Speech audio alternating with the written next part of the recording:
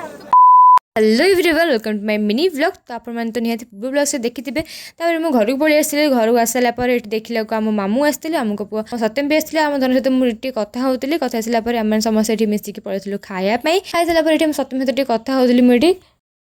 कड़े आसचु घर को गेली दीदी